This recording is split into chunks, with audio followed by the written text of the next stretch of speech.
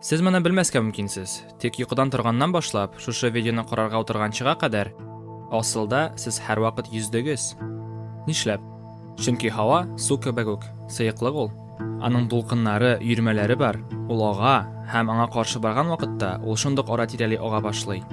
Nishlab so'ng biz uni ko'pchilik vaqtda sezmaymiz.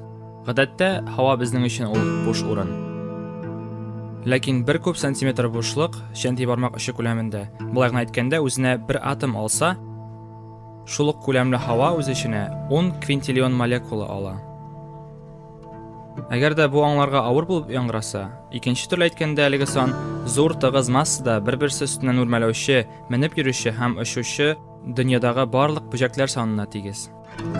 Bunday ko'lamdagi molekulalar bir narsaga berilgan vaqtda siyiqlikning shitini bosim yasab, kuch ko'rsata. Naq mana suv shishaning shitini bosim yasagan kabi. Bu havo bosimi deb ataladi. Ham garchi havo suvdan yengilroq bo'lsa-da, molekulalar shunday avur. Shunday deb maktab sport zalini havo bilan to'tirsaq, anda havoning avurligi zo'r filnikiga tegiz bo'lar edi. Alay bo'lg'ach, ne uchun sunzalga kirganda sening ustingga fil avurligiga qadar havo kelib berilmay? Birinchidan, aning zo'r ilishi divarga ham idanga bosim yasay. Sizga bosim yasagan ilishi tan ishindagi bosim bilan kiri etila. Bizning gavdani tuturuvchi havo, suv ham boshqa narsalar bosimi tashqi yoqdagi havo bosimina tegiz bo'lib chiqar ekan. Albatta, bu ishroqli hal tugul.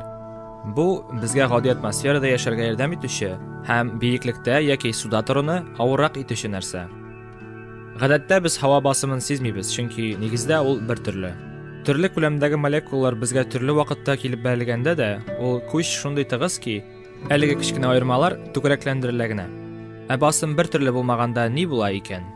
Bu havoni tuban bosimli yerdan yuqori bosimli yerga yuzarga majbur etib, molekulalarning bir o'rinda kuchliroq, boshqa o'rinda kuchsizroq bosim yasovlarini anglatadi.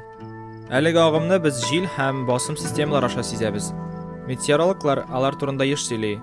Ular kundalik havo turishi o'zgarishlaridan olib, katastrofik o'zgarishlarga qadar javobli. Ammo havo bosimidagi turlilik bizning havo turishining zorlanishining g'ina sababchisi tugul. Aning yordamida biz hamanda esan. Biz o'pkalardagi bosimni kemitib so'laymiz. Bu havoga ishga kirishga yordam etadi. Shunga ko'ra, ikkinchi yo'l teran suv olganda harakatga duchor etiluvchi havo molekulalarining cheksiz soni turida o'ylanamiz. Biz tungi ko'kka qaraymiz-da, alamning cheksizligiga g'ajablanamiz. Tek agarda siz haligi videoni shu yera qalamdan qaramaysiz ekan, sizning tanangizning ichki ham tashqi yog'ida dunyodagi barliq plyaj ham shuldagi qum burtiklaridan, alamdagi yulduzlardan ikkisini birga qo'shgandan-da ko'proq havo molekulalari bor. Shunga ko'ra, qalamning cheksizligi naq sizning oldingizda ham o'zingizda.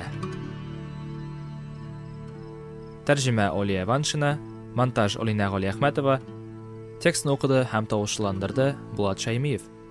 G'ilim birlashmasi 2018-yil.